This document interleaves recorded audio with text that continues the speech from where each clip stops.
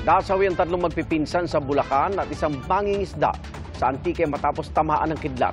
May paalala naman ang Pag-asa sa mga maaabutan ng thunderstorm habang nasa labas ang kanilang bahay.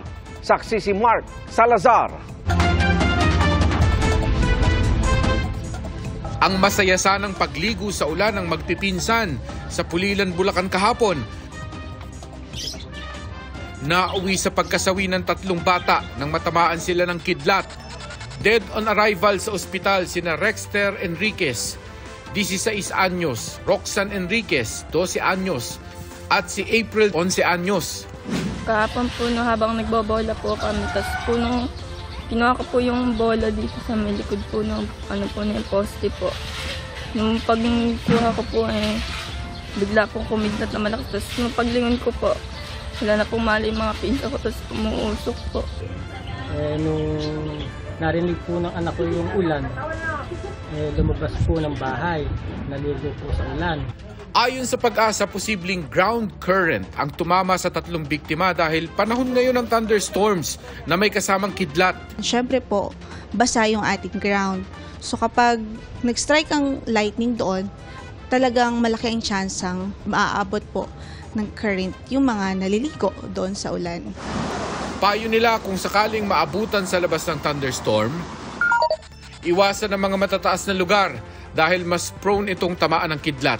Iwasan din ang pagsilong sa mga matataas na puno at ang paghiga sa lapag.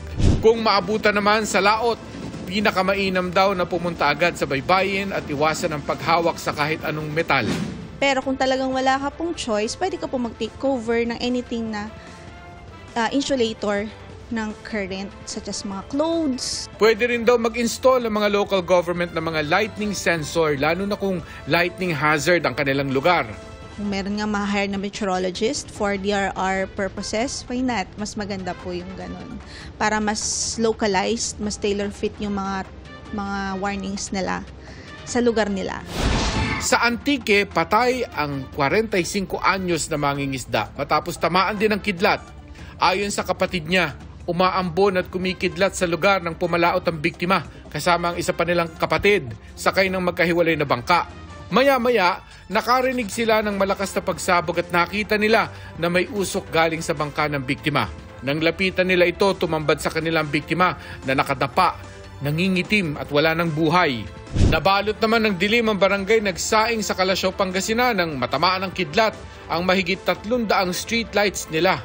Damay rin sa pagtama ng kidlat ang 3 CCTV sa lugar.